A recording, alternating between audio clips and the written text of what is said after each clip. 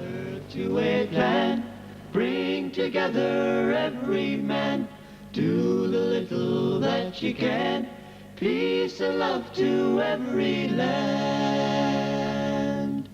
I've always known that it ain't right, people of the world should fight.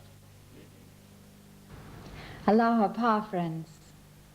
This video is produced for Baha'is in the hope that it will assist them in their teaching work. It consists of a study class conducted by Mr. Adib Taharzadeh, and there are also 16 sketches which illustrate some important aspects of personal teaching. The program consists of 3 parts, and it is suggested that it can be used as the focal point for a seminar in which the participants can engage in some discussion after viewing each part.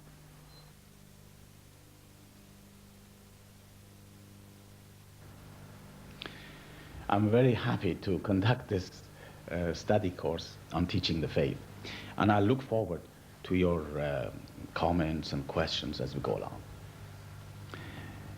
You know, teaching the faith is one of the great bounties of Baha'u'llah that he has given to us. It's a great bounty, because the main purpose of teaching the faith is not to increase our membership, although some people think that way. It's not really the main purpose of teaching the faith. The increasing of membership is something which happens in any case. The main purpose of teaching the faith is to bring a soul to its God. There is always, you know, a force of attraction between God and man. And God loves to draw a soul to itself. But as long as there are barriers, it will not draw any soul to itself. And it's like the earth. The earth loves to draw every object which comes within its gravitational pull to itself. It is because the earth is the mother earth, it's the producer of everything, and it loves to draw everything to itself, and the home of every object is to come down and rest on the surface of this earth. And when it rests on the surface of this earth, then it has reached its destiny. It has fulfilled its destiny. But look at this object. This object in my hand, this object cannot rest on the surface of this earth. It is deprived because of my hand is a barrier. My hand is now a barrier. Although the force of gravity is still there and loves to draw it to itself, but this pencil, this object, cannot reach the surface of this earth. Now, it's exactly the same thing between God and man. God loves to draw every soul to itself, but there are barriers. People have barriers. There are veils, as we call them, the veil of traditions. People are born in a tradition and die in the same tradition. It's a veil. The veil of knowledge becomes another barrier. These are the barriers that people have. Now, the act of teaching is to remove these barriers one by one. And with wisdom, you have to remove them. And when all the barriers are removed, then the person will be drawn to God. God will attract him to himself, and we don't have to do anything. This is why Baha'u'llah has referred to teaching the cause as the most meritorious of all things, because God loves to draw a soul to itself.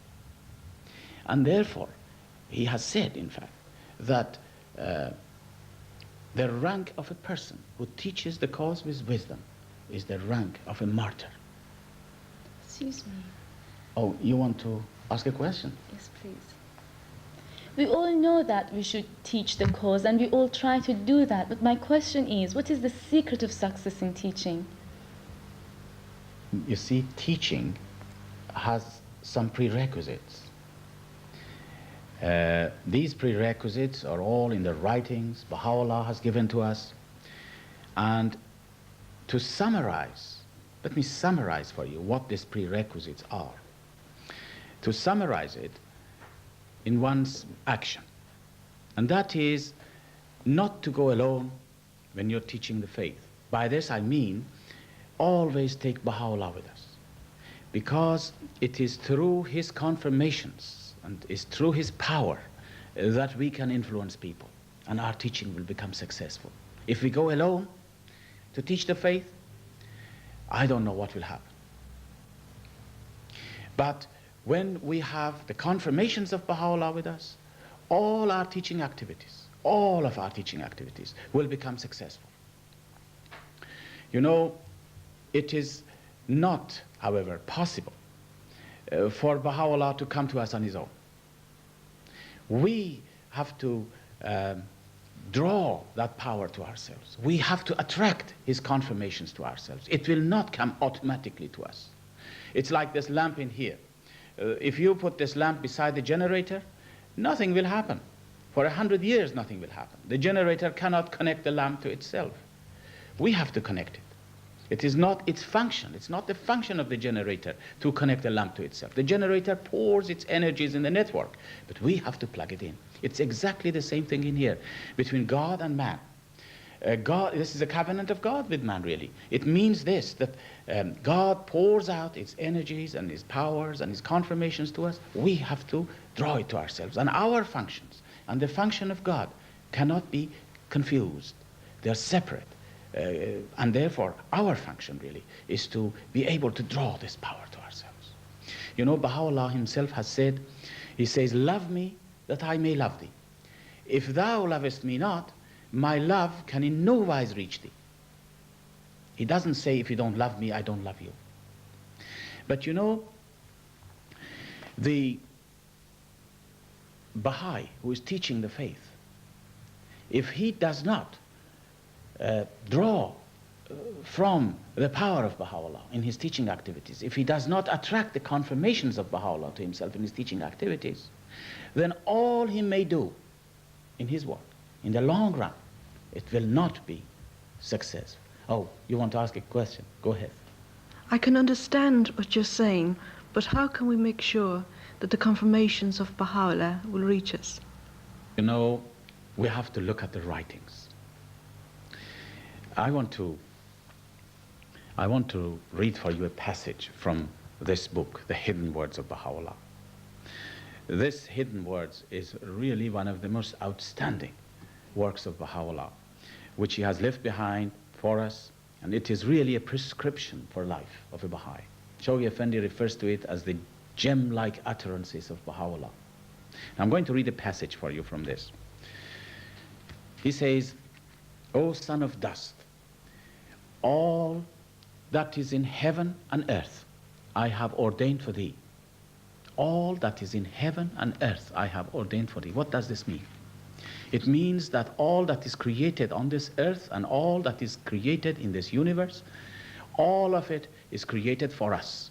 And this means that as long as man lives, he can and he will discover, he will find so many new things, he will invent things, he will have access to all things, because all these things are created for us, everything. He has given to us the infinite things, really, because he says, all that is in heaven and earth I have ordained for you, the infinite things. But then, he has really given us infinity minus one. That's very interesting, infinity minus one. He says, all that is in heaven and earth I have ordained for thee, except the human heart. Now can you imagine that my heart really does not belong to me? Everything belongs to me except my heart. Everything. I have access to everything, but my heart, no. Now what does this mean really? Baha'u'llah goes on to say, you see, this heart belongs to Baha'u'llah, does not belong to us. And he says, except the human heart, which I have made the habitation of my beauty and glory. Yet, Baha'u'llah says, yet, thou didst give my home and dwelling to another than me. See, he says that I have given the heart, which is Baha'u'llah's, to someone else. You know, it is this which we must ponder about. In another passage, I'll read another passage for you. He says, ponder a while. Hast thou ever heard that friend and foe should abide in one heart? Cast out then the stranger, that the friend may enter his home. You know, our heart, it's a characteristic of the heart. It's a characteristic of the heart to fall in love with anything he comes across. He falls in love with the world, he falls in love with himself, he falls in love with anything. It's a characteristic of the heart. But Baha'u'llah says we have no right to do this. He says this heart is mine. And then he says you have given it to a stranger. Every time he says I've come there, there was a stranger. This is, friends, a very important aspect. Now, who is the stranger? Well, I think the stranger is our attachment to the things of this world. What do you mean by attachment? Does it mean that we have to be poor and we don't care about our lives? First of all, you're right in saying that the stranger that Baha'u'llah refers to is our attachment to the things of this world. This is very right. This is from the writings. Very clear in the writings. But as far as your point is concerned, detachment means to be poor. It's not right at all. In fact, it's against the teachings of Baha'u'llah. You see, Baha'u'llah has taught us that detachment has nothing to do with poverty. In fact, people who are poor, often, they are more attached to the things of this world. You know, in the outside world, the idea of detachment is very much misunderstood. They think that if you are detached, you have to live a mendicant life, or an ascetic life, or to be very poor. These are all against the teachings of Baha'u'llah. Baha'u'llah has taught us that to be detached from the things of this world has nothing to do with poverty. Indeed, he tells us that all the good things in this world is created for us so that we can enjoy them. He says all the good things in this world is created for the loved ones of God. He says even if you can eat in vessels of gold, if you can afford it, eat in vessels of gold.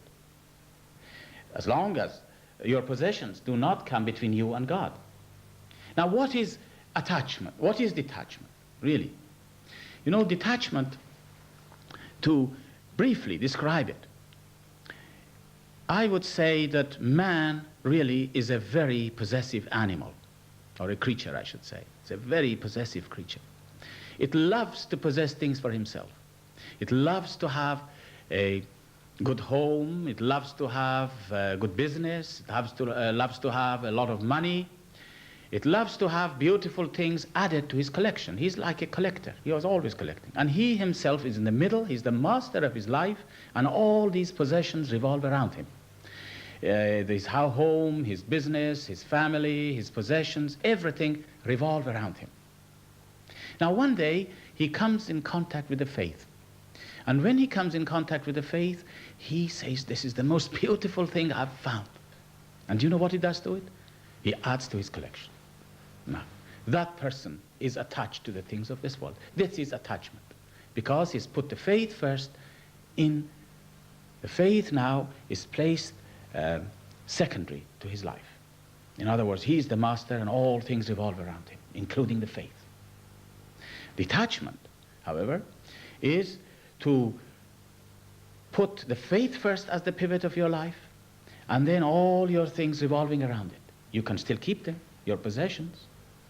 But because the faith is the pivot of our lives, then if you want to do anything at all, you're going to see whether this action of mine is going to harm the faith or is going to help it. If it's going to harm it, I will not do it.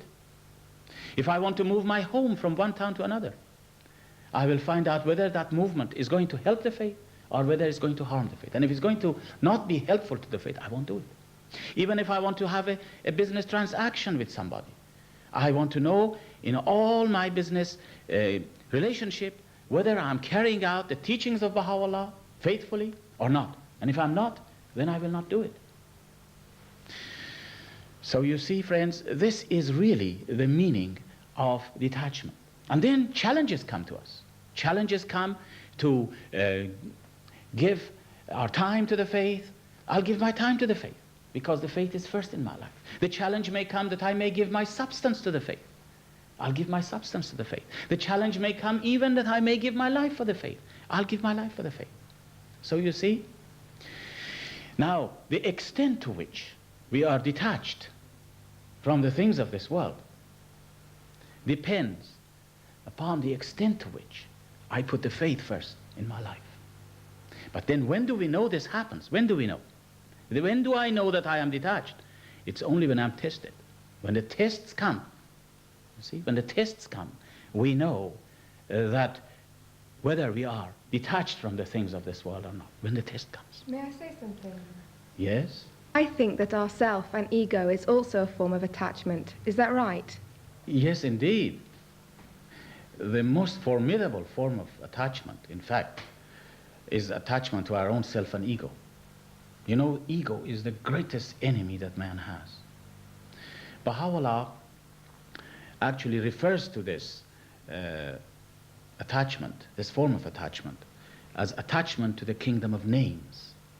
Now, there's no time to explain this all, but I'll tell you very briefly what it means. You know, man has within himself many virtues and qualities that God has given to him. We possess virtues and qualities and perfections which God has given to us. And then we become attached to those accomplishments and virtues and qualities. And we use it as a source to boost our ego. For example, I'll give you an example. There is a knowledgeable man. Knowledge, you know, is one of the virtues of God. Man has knowledge. There is a knowledgeable man. Now, this is his virtue. But he becomes attached to it, to such an extent that he always looks for people praising his knowledge. And if people praise his knowledge, he becomes happy and rejoiced. If somebody does not praise his knowledge, he becomes depressed. This is attachment to the kingdom of names. This is attachment to our self and ego. This manifests itself, this attachment, this form of attachment, manifests itself. When it manifests itself in a person, the person becomes self-centered, becomes opinionated, becomes proud of his accomplishments. And this is really the most difficult form of attachment that we have. You know that humility and self-effacement are the marks and the signs of a person who is not attached to his own self and ego. I'll give you an example of this. You know, when we are at a local spiritual assembly, we are being tested more than any other time, on many levels. But one of those levels is this, that we become tested. I have my own ideas, and I put my ideas forward. The best way would be that when I put my ideas forward, I forget it. I put it forward, I forget it. But I don't do that. I am so convinced of myself and so convinced of my ideas that when I put it forward, I press it. I keep on pressing and pressing and pressing. This is my idea. This is so important. And if my idea is accepted, I'll become very happy. If it is not accepted, I'll become dejected and frustrated. This is really attachment to our self and ego. Now, Baha'u'llah tells us that this form of attachment is one of the most difficult ones that we can get rid of. When you look at the life of Shoghi Effendi, for example, you look at the life of Shoghi Effendi, you will find that Shoghi Effendi never really referred to himself as being the one who carried out all this marvelous work in the Baha'i world. He never said the word I. He never said the word I. If you look at his writings, you will find nowhere did he say I or my. Excuse me. But I have seen in the writings of Shoghi Effendi where he says I or my. Oh, yes, of course, literally. He had many times said I or my. Literally, yes. It is like everybody else. We have often to say I or my. But what I meant that I said when I said the Shoghi Effendi did not write ever about himself saying I or my, I was meaning that he never attributed all the work that he did to himself and said I did this or I did that. All the achievements of the 36 years of his ministry were carried on without ever he referring to himself doing it. Never he referred to himself. But of course, sometimes you have to say I or my, just the same as we have to say I or my, for various reasons. But when you look at the lives of the early believers also, you'll find the same story. You will find, for example, what comes to my mind is the story of Mirza Abul Fazl, the great Baha'i scholar of the faith. The greatness of this person is not really due mainly to his knowledge. Of course, he was a great knowledgeable person. He was a great scholar of the faith. But his greatness is basically due to his great detachment from the things of this world. And therefore, he believed that he did not merit to say I. Now, again, don't take it literally in that way. You know, when man really submits and submits to God, when he subdues his self and passion, he really becomes humble.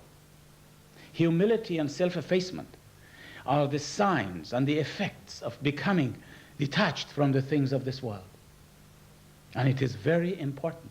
Baha'u'llah says, humble thyself before me, that I may graciously visit thee. See, we have said so far many things, as you realize, in this course about teaching, and we eventually came to this point now. Now, can somebody, one of you, summarize what we have said so far? Well, we were trying to establish how we can become successful in teaching. And we decided that the first thing we need to do is to attract the confirmation of Baha'u'llah to ourselves. And in order that we can do this, we need to get rid of this stranger from our hearts, to empty our hearts from this stranger. The stranger being our attachment to this world, to ourselves, and to our ego. And we also said that the sign of detachment is humility and self-effacement. Now, the important question is how we can become detached and how we can become humble. You know, there is a story in Persian by a famous Persian poet. And it is the story of a little drop of rain. It says that there was once a drop of rain which was coming down from the clouds, and it was very proud of itself because, after all, it was the water of life. And there was nothing more precious than the water of life. Nothing more precious. Of course, he knew it. And this drop was therefore very proud of itself. And as it was coming down, it was singing its own praises. How great it was, how magnificent, because there was nothing greater than that in this whole creation. And it came down and down and down until suddenly, for the first time, this drop saw a great ocean beneath it. Can you imagine a little drop seeing a great ocean for the first time? Can you imagine that? Well, it was staggered when it saw it. There's no word to describe it, or what happened to it, how it felt when it saw this great ocean beneath it. And then it looked at itself, and it looked at the ocean, and then it said, well, if this exists, who am I? What am I? And when it said that, the ocean loved this expression of humility. And it attracted the drop to itself. And this drop became part of this great ocean. And it was made to become the companion of a pearl. Now, this is a story which applies to us very well indeed. We are the same way. How can I become humble? It is not possible by just saying, oh, I must become humble, I must become self-effacing. It's impossible to do it just by words. Not until we see, as believers, not until we see a glimpse of that great ocean of the revelation of Baha'u'llah, can the soul really become humble. Can then we become detached. Otherwise, it's not possible just to see a little glimpse of that ocean. And not until, friends, not until we see a little glimpse of that ocean, can we become humble, can we become detached, can the stranger get out of our heart? It's impossible. We must, that is the key to it. The key is to see the greatness of this ocean of the revelation of Baha'u'llah. And just a glimpse. We cannot see everything, of course. The ocean is very great. The revelation of Baha'u'llah is very great indeed. Baha'u'llah himself says, he says, this is a day of God. You cannot compare it with the days of the past. This is a day of God. And therefore, it is a tremendous revelation. No Baha'i in the whole world can understand the greatness, or can ever claim that he has understood the greatness of the revelation of Baha'u'llah. But you know, there is a prayer.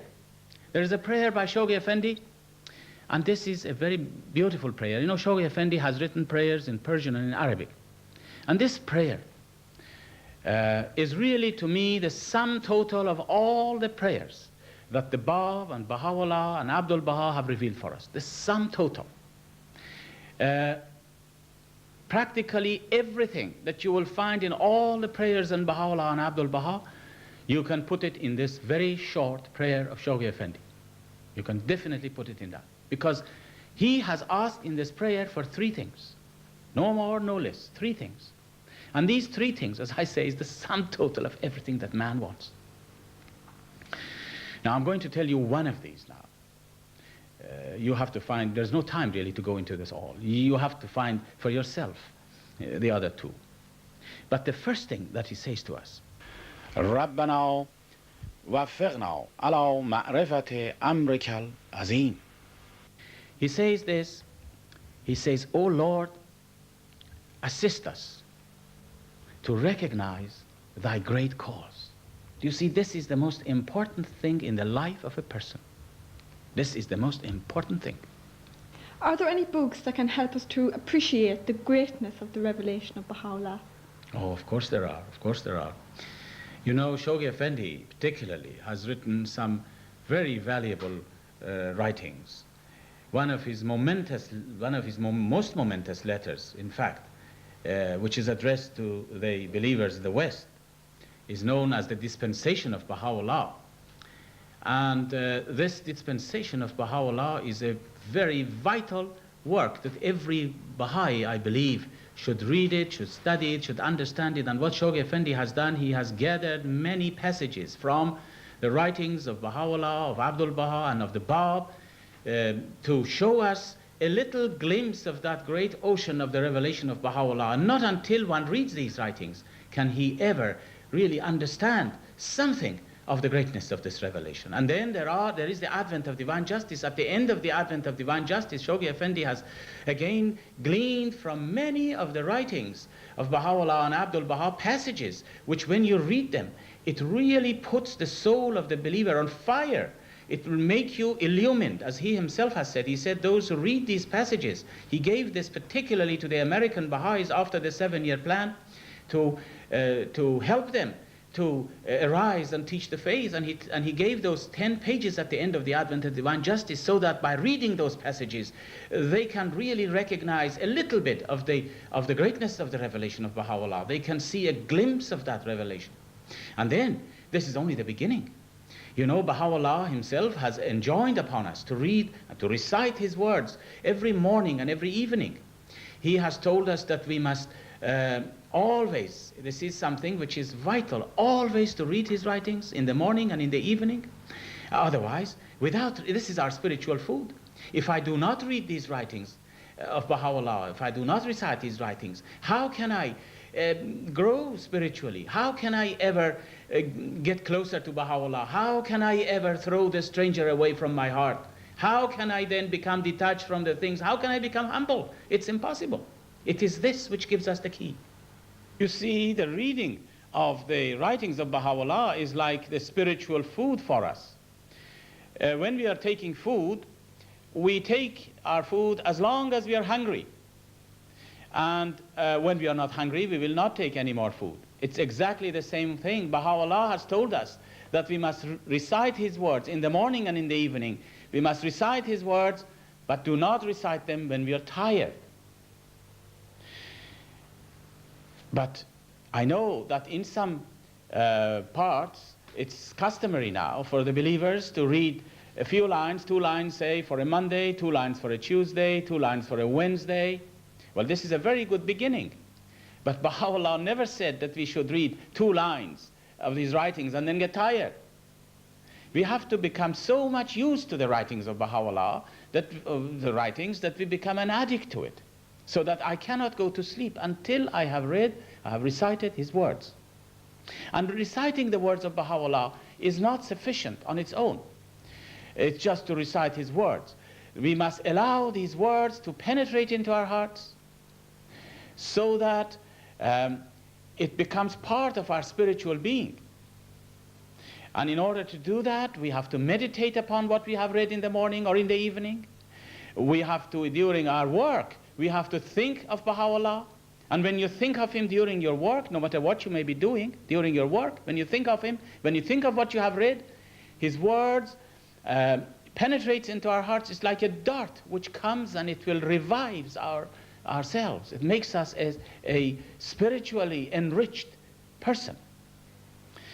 You see another part, another aspect of our spiritual devotions is the saying of obligatory prayers.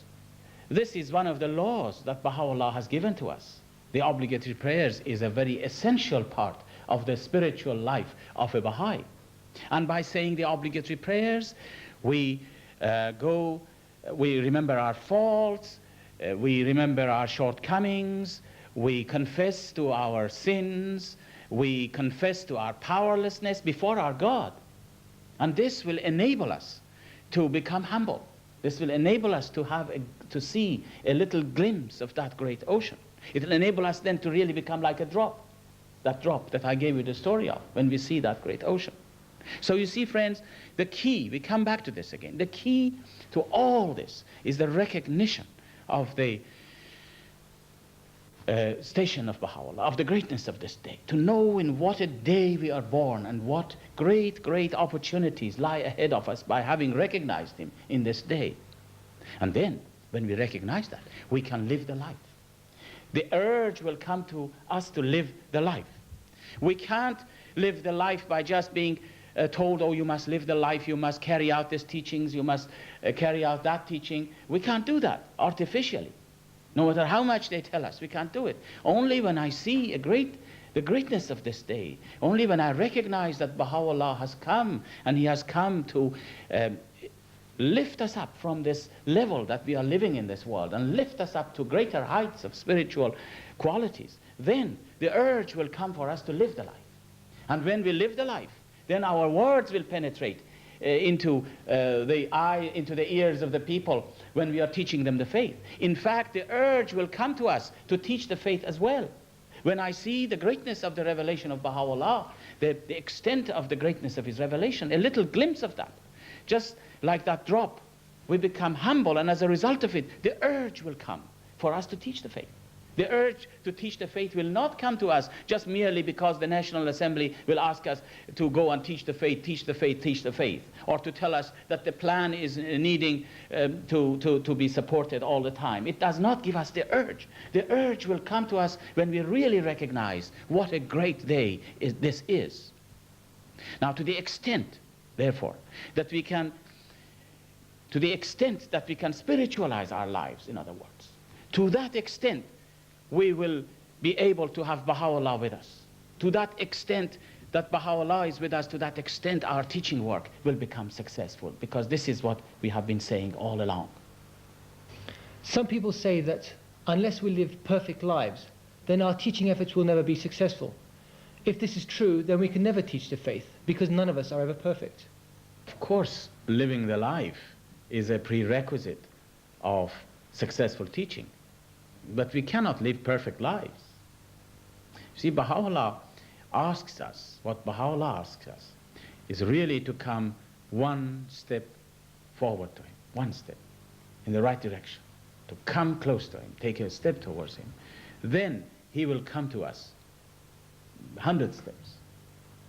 You know, the best way I can explain this, perhaps, is to give you an example of electricity.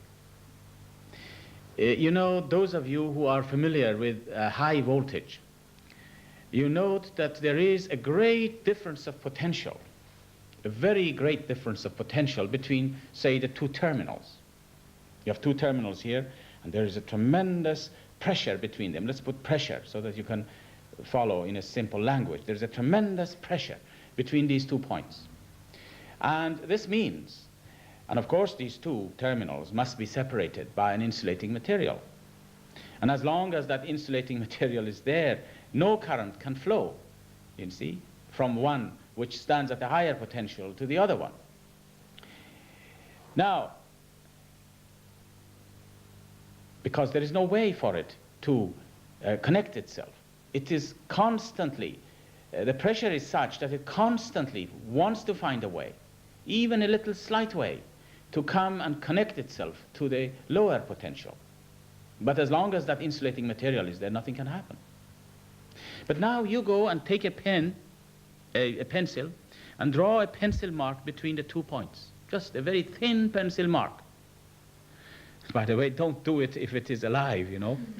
But just connect these two with a very thin pencil mark and see what happens.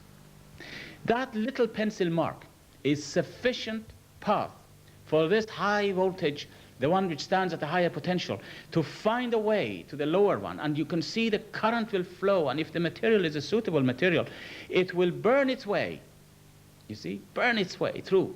And then more and more current will come, and eventually you have a short circuit on your hands, you see. This is exactly the same way with us and Baha'u'llah. If we take one step, towards him, that one step is sufficient for him, for his powers to be released to us. So we are not looking here that we must be absolutely perfect, but we have to walk in the path of perfection, day by day, one step at a time. And each step that you take, greater powers will come to us all the time. You know, this is why Abdul Baha has told us. He says that the holy souls, the concourse on high, are suspended between earth and heaven, waiting for one soul to arise. And as soon as you arise, they come to your assistance. It's exactly the same as this story of this example that I gave you of electricity. One little thin path is sufficient for the power to flow. And it's the same thing in teaching the cause, that we have to arise. Now let me summarize it for you here. All that we have said so far is this: that we wanted to have a successful teaching. Our teaching becomes successful.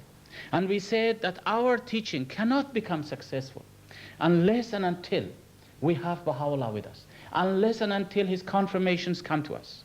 And we said, like a generator which pours its energies through the network, and we have to plug the light into it, we said that we have to also be able to find a way to connect ourselves to this great reservoir of spiritual power which Baha'u'llah has at his disposal.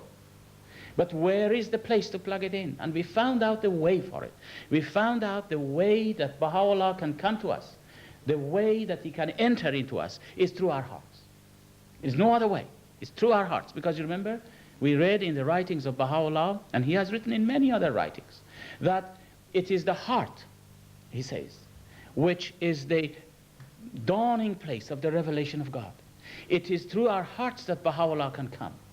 And therefore it's through the heart. We have to prepare the heart. And then we said that Baha'u'llah mentions how there is always a stranger in our hearts. He says, I've come to your hearts, and you were not there. The stranger was there. Now throw the stranger away. And we discussed all of this.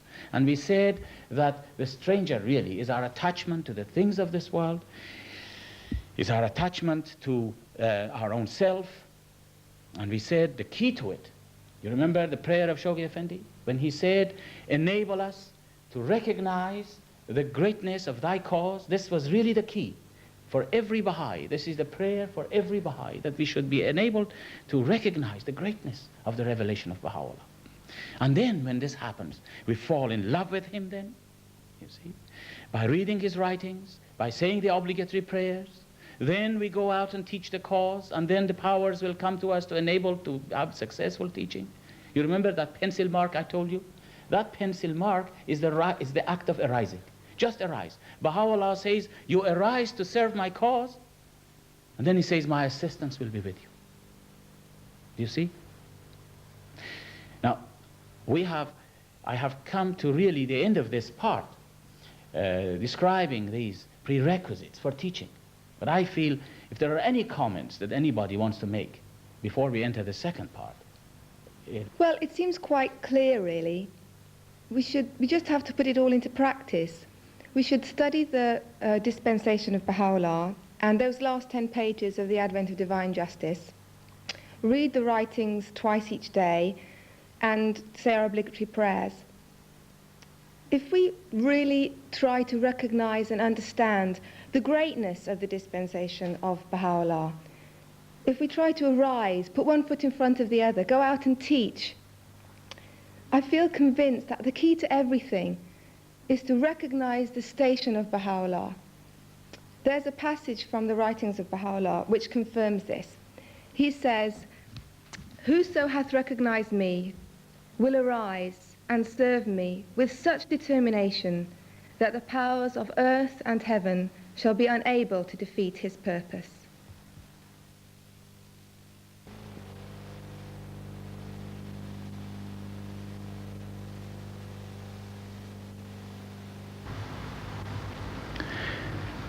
Up to now, we have been talking about prerequisites for teaching.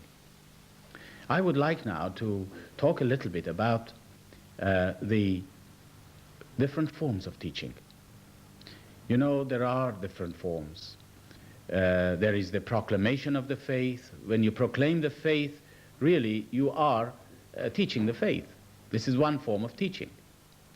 Then there is the giving of the message of Baha'u'llah to people that you come across every day. That's another form of teaching. Then there is personal teaching. And so these forms of teachings are very important for us, and we must not confuse them. And each one of these forms have a different function, you might say, at the present time in our teaching activities. First, the proclamation of the faith. You see, the purpose of the proclamation of the faith now is to make the name of the faith known to the public, to give it prestige, so that people will get a good impression of it. And eventually people will recognize the faith as a great force in this world. This is really the purpose of the proclamation of the faith. It is not easy, it is not possible, in fact, to teach the faith to people who come in a proclamation, on a proclamation occasion, when there is a proclamation activity. It's not possible really to teach them intimately, because you cannot get involved in finding out their ideas, finding out how they think, finding out what are their objections or their aspirations, so that you can help them, you can answer all questions. You can't do this when you are proclaiming the faith. You know, usually when we hold a public meeting in a hotel or in a public place, we are really proclaiming the faith. It is not a place that we can teach the faith intimately to people. This is not a place for personal teaching, really. But it is a place for giving the name of the faith to the notice of the people and the public. And therefore, it's very important that whenever we are holding such gatherings, we should know that people who come to hear us, they don't know much about the faith or anything about the faith. And therefore, we have to be very careful in speaking to them in a very simple way, in a simple language, and never bring up any controversial subjects, because it is these controversial subjects or long-winded talks which usually puts people off. Because people come to these meetings, they have their own ideas and their beliefs, and they come across the teachings of the faith with which they may disagree. And there is no time or place for us to explain to them and clear up for these misunderstandings for them. So they take the faith as the teachings of the faith, they take the teachings of the faith as some teachings which is against their ideas. And this is how they will never come again. And I believe firmly that many people are put off in our public meetings because the speaker speaks long, he gives a long talk, he enters into so many controversial subjects. The best example of public speaking is the talks of Abdul-Baha in Europe and America. When you look at those talks, you will find that the master, first of all, spoke so simply. He described the principles of the faith to the public in such simple terms, and he spoke for 10 or 15 minutes maximum. And what he said was not controversial. He, of course, mentioned Baha'u'llah. You can mention Baha'u'llah. You can say that Baha'u'llah has come, and that as a result of his coming, certain teachings have come to us. And these teachings, he spoke only one or two of them at a time. And this, people who heard it, they left the hall satisfied that what they heard was good. And I think this should be the purpose of our proclamation activities. If the people who come into these meetings and they get out of the meeting with a good impression, that's all we want to happen. Now, we have prepared here some sketches for you. And these sketches, this particular sketch that I'm going to show you, is a sketch in which the Baha'i speaker speaks at a great length, and he brings in a lot of controversial subjects, and as a result of it, the audience becomes bored and they are not interested, and in fact some of them actually leave. Now here is one example. Good evening, ladies and gentlemen. I would like to introduce to you our speaker for this evening, Mr. Frederick Windup, who's going to speak to us about the Baha'i faith. Hello, Pa friends. I'm very glad to be here this evening and to meet with all these Baha'is who've come along, and also the non-Baha'is as well. And I've been asked to tell you something, a little bit about the Baha'i revelation, which is a new religion which is about to take over the world. Well, really, it actually all started with Sheikh Ahmad. Now, Sheikh Ahmad was born a long time ago, and at the beginning of the 19th century, he foretold the coming of a new manifestation of God. And now, if I could just... but anyhow, he himself passed on the message to Sayyid Kazim. And Sayyid Kazim was like a John the Baptist. He prepared the way for the coming of the Bab. Now, the word Bab means the gate, and he declared in 1844, it was May of that year when he declared, and that was in Shiraz in Persia. But before that, as I said, Sayyid Kazim prepared the way, but it was finally Mullah Hussein, who found the Bab on that very fateful day of May 1844. In fact, the timing was exactly 2 hours and 11 minutes after sunset on that day. Anyhow, later the Bab was shot. Now that was the 9th of July 1850, if I recollect, yes. And you will be amazed to know that in fact a miracle happened at that time, because 750 soldiers shot him. Well, actually, he disappeared, and you'll be astonished when I tell you that over 10,000 people saw this happen. Oh, yes. And also, I forgot to tell you that there was, in fact, at the time, another of his disciples who was shot with him, and he survived the shooting as well. Anyway, the government thought, by shooting the Bab, that they'd finally crushed this new revelation. But they were very wrong. They were very wrong indeed, as we shall see. The main thing that the Bab did was to foretell the coming of Baha'u'llah. Now, Baha'u'llah was coming to unite the world, to force all religions to come together in unity. And unfortunately, Baha'u'llah himself was taken up, imprisoned in 1850. Now, where was it? It was It was 1852, actually, when he was put in prison. Sorry, I hope I'm not boring you. And anyway... In this talk, the speaker unwisely brings in many controversial subjects and presents them in such a blunt fashion that the audience becomes antagonistic. His presentation of the talk is also confusing and long-winded, especially for those who have never heard of the faith before. The talk lasts about 1.5 hours. The hands of the cause of God were left in charge of the faith until the Universal House of Justice took over in 1963. They were, of course, infallibly guided to push the faith forward until the world finally was united. Now, it guides it guides all the spiritual assemblies. That's the national ones, I mean.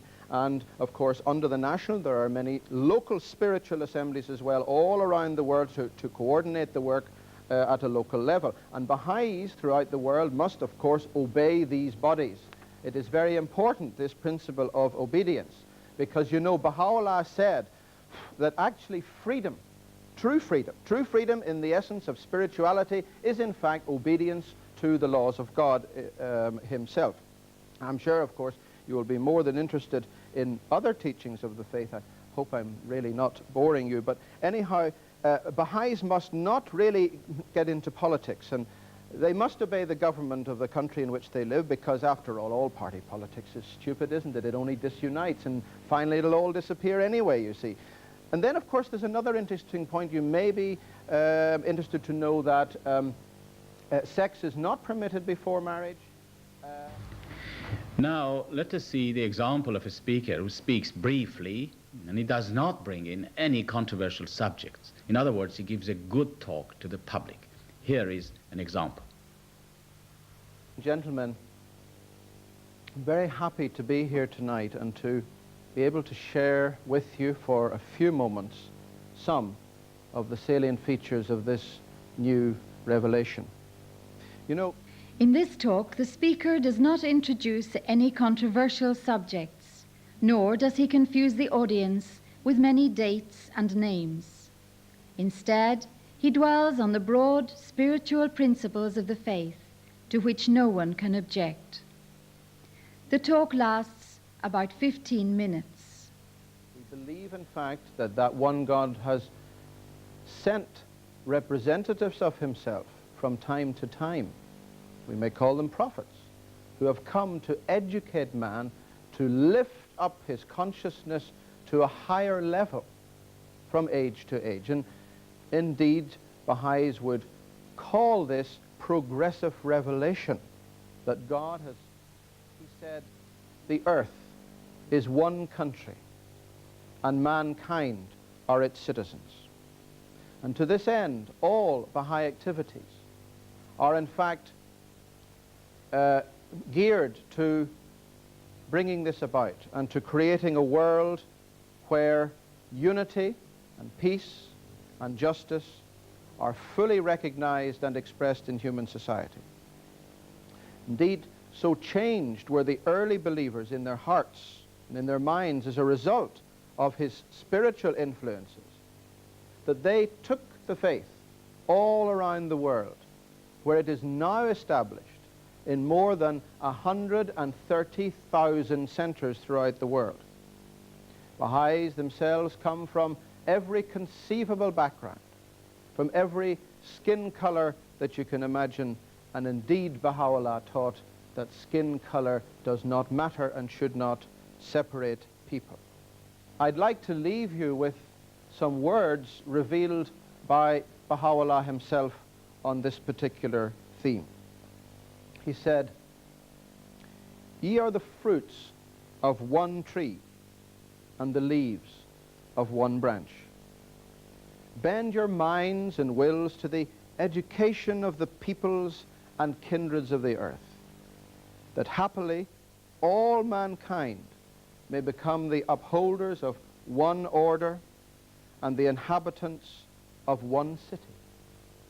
Ye dwell in one world and have been created through the operation of one will."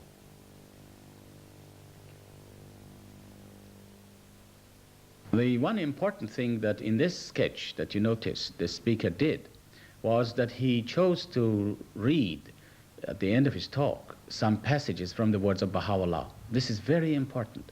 Baha'u'llah himself has mentioned that we must memorize his words, and whenever we are speaking to people about the faith, we should quote his words. As we memorize them, we can quote them, and he says that it is his words which will penetrate into the hearts of people, and it is his words which are really effective in teaching. Now I want to talk a little bit about another form of teaching, which is, we might call it giving the message of Baha'u'llah to people. This is a very important aspect of teaching.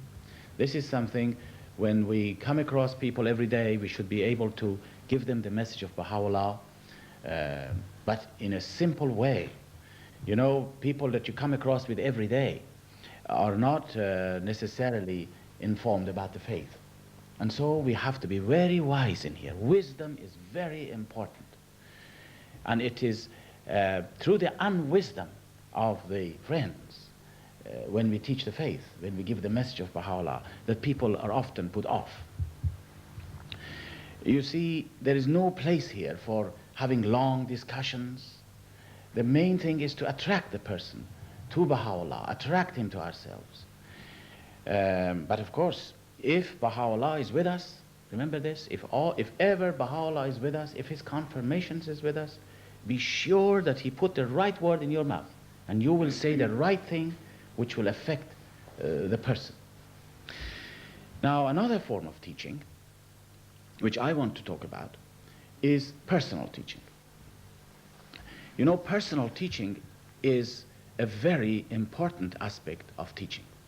Most people who come into the faith, they come into the faith through this form which is referred to as personal teaching. Unfortunately, in the West, we are not very much used to do things personally. We do things impersonally. This is the way of life here. If you want to advertise something in the papers, you don't give your name and address. You put a box number. This is impersonal. Even if you want to fight with somebody, you don't fight with him directly. You employ a solicitor. You see, we do things impersonally.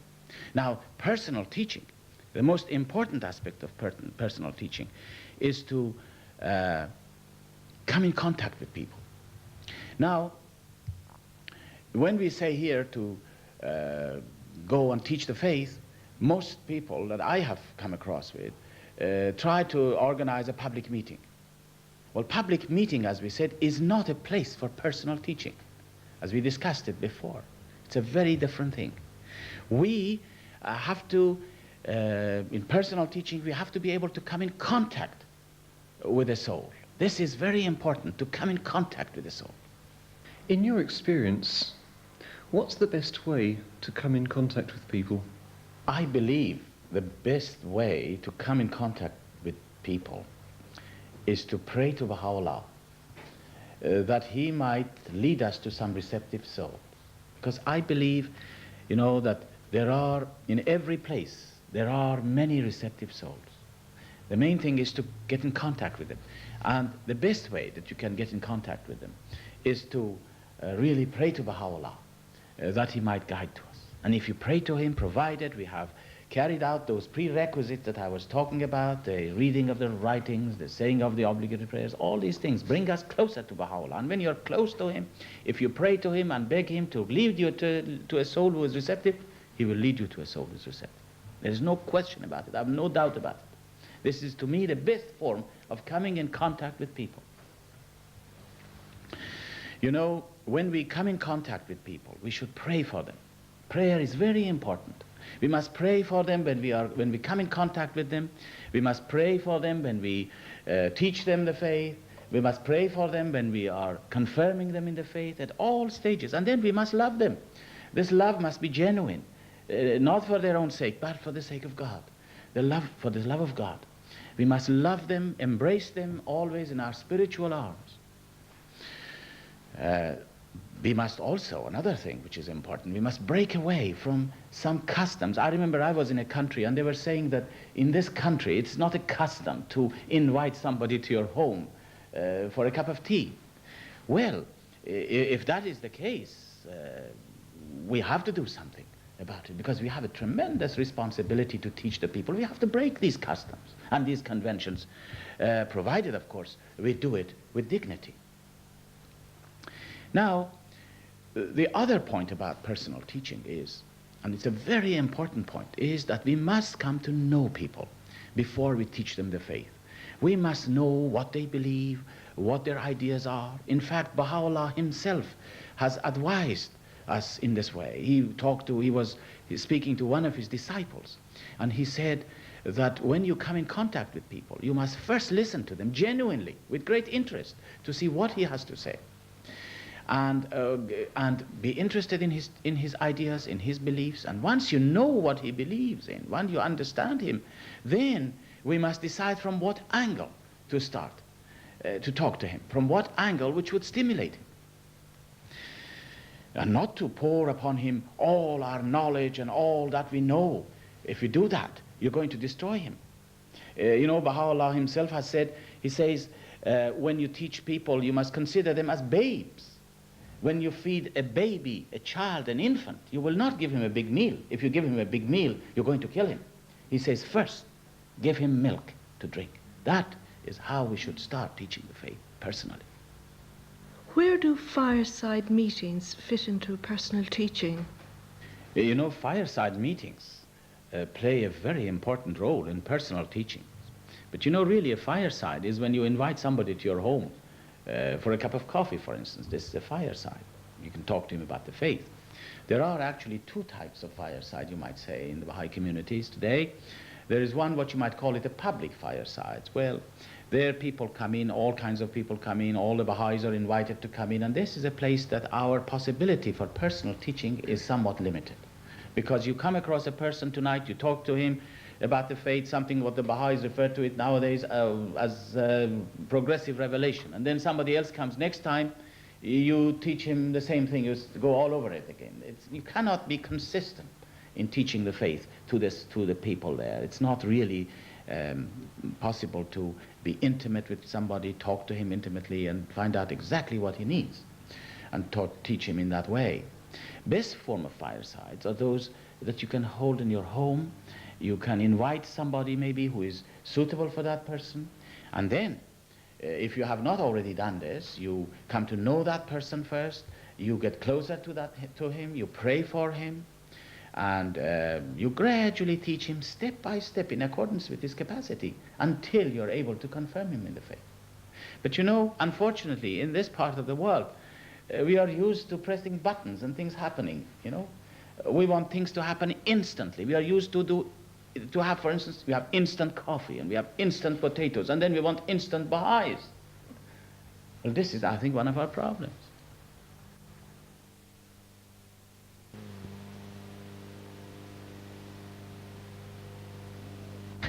Now, we have prepared several sketches on personal firesides. And these firesides are supposed to have taken place in the home of the Baha'i teacher. Here is the first sketch. Mrs. Jones has brought 3 inquirers to the fireside. Our teacher looks forward to an exciting opportunity to teach the faith. However, right from the start, he realizes he cannot do so in the way he wants. I'm glad my friends have all managed to come tonight. Yes, I'm very interested to hear what you have to say, actually. I'm a member of the Jewish faith. And I believe the founder of your faith is buried in the Holy Land. That's right, that's right. Well, you're most welcome. Thank you. Most welcome. It was so nice of Mrs. Jones to ask us to come along here tonight. Hello. Hello. This is Bahaj, and this is Marianne. Nice to meet you. And they're going to stay with us until it's bedtime. Yes, yes. Well, you know, now that Mr. Harris has said that he's a member of the Jewish religion, well, I'd like to tell you that I'm a Catholic, and I would really like to know what your beliefs are. Well, I'm very glad that you have come. Very glad indeed. I'm not sure if I'm in the right place at all here. Oh. Talking about God isn't really my scene. I'm not even sure that he exists. Mr. Andrews is an agnostic. Ah, yes. Well, maybe I speak a little bit tonight to you about the teachings of Baha'u'llah. Faced with such divergent backgrounds, the teacher, instead of starting the process of teaching on an intimate and personal level, speaks generally for about half an hour on those teachings of the faith which none could disagree with. Of childhood, of boyhood. And today we say that the message of Baha'u'llah has come at a time that humanity is destined to come of age, so to speak. And therefore, all the teachings of Baha'u'llah all of his teachings really revolve around this basic principle that humanity is one, mankind is one. And I think if you look at the writings of Baha'u'llah, this appears all along. Let me summarize it for you by just quoting for you the exact words, one of the exact passages from the writings of Baha'u'llah, which will really explain the whole theory and the whole idea, the whole principle of the oneness of mankind. These are his own words. He says, "The great being saith, O ye well-beloved ones, the tabernacle of unity hath been raised." These are the words of Baha'u'llah. The tabernacle of unity hath been raised. "Regard ye not one another as strangers. Ye are the fruits of one tree and the leaves of one branch." These are the exact words that he has told us. And this you'll find it all along his teachings. And all his teachings practically support this principle. And the Baha'is all over the world, they're working to bring this about, to bring about a new world for tomorrow. Well, unfortunately, I must be going now. But thank you for an incredibly interesting evening. Thank you very much. Yeah. Yes. I believe you have these meetings every Thursday. If so, I'll certainly be along next week. And me. Oh, I'd like to come too, if I may. You're very welcome. Well, actually, it doesn't work out next Thursday. Sorry, I haven't told you. Huh? I haven't told you yet. I'm sorry. We will telephone you. It's not going to be next Thursday. Oh, that's fine. You have... Why did you say that we're not having a first sight next Thursday? Well, you see, look, these people who have come here are so different. You know, one of them is a Jew. The other one, what was her name? Agnes. Agnes is a Catholic. And the other one is agnostic. Well, you can't teach them the faith there in this way. You know, you can't teach them on the basis that you must know them, you must understand what they believe in and how they feel about life and all other things, so that you can intimately teach them step by step. You can't do that, the three of them. You know, this is why tonight I spoke all on general subjects and just general teachings of Baha'u'llah. We can't teach them together. So if you agree, we can invite them separately, say one of them on a Monday. Fine, that's okay. You noticed in this sketch, the children arrived. It's very important, I believe, to have the children in these meetings so that they can become familiar with the proofs of the faith from early years. The other aspect which you noticed is that the Baha'i teacher here quotes from the words of Baha'u'llah. And this is also, as I mentioned before, is very important. Now, here is another sketch that I would like to share it with you. Miss Murphy, our Catholic friend, has arrived. Her Baha'i friend, Mrs. Jones, is also invited, as the teacher feels that her presence would make Miss Murphy feel more at home.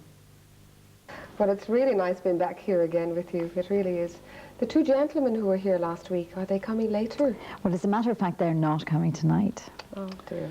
Well, you see, we thought it would be better if you were alone here on your own and that we could discuss things which really interests you. I see. Well, to be honest, I'm quite relieved. Because I believe in Jesus as being God, and neither of the two men believed in Jesus. In fact, I think one didn't believe in God at all. What will tonight's talk be? Talk? There's no talk really here. We just discuss things informally, you see.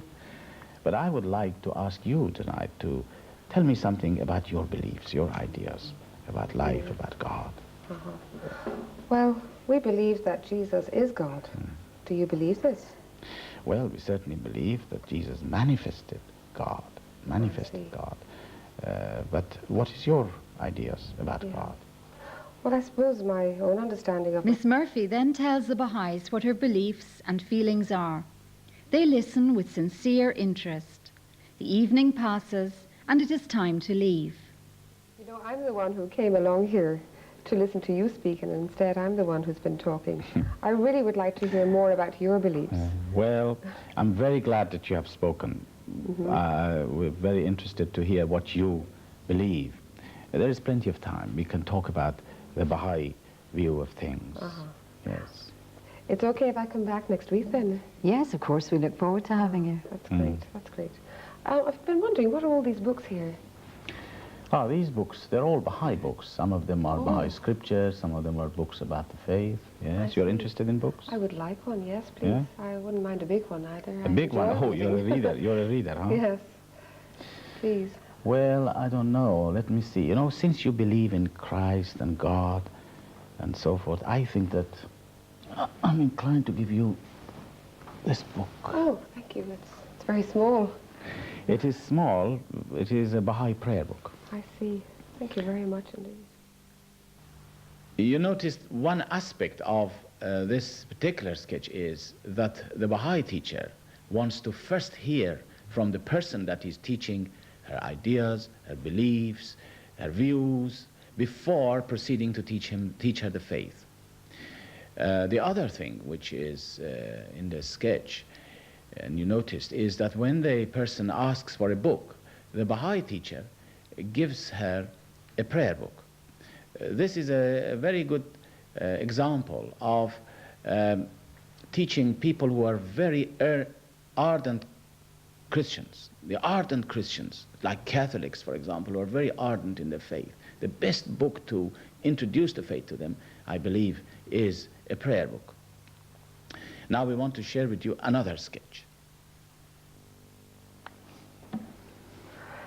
I've brought you back the prayer book. It was beautiful, very, very beautiful. Not at all, Agnes. It's a small one. You're very welcome to keep it. Oh, thank you. You know, these prayers have so much the Spirit of Christ in them. Will you tell me what the Baha'i message really is? Yes, well, you see, in order to appreciate the Baha'i message, you must first look at Christ, really. I know that you believe in Christ. Of course you do. Yes. But there's a vast difference between believing and having a knowledge of something. Yes. I'll give you an example of this. Look at my ring here.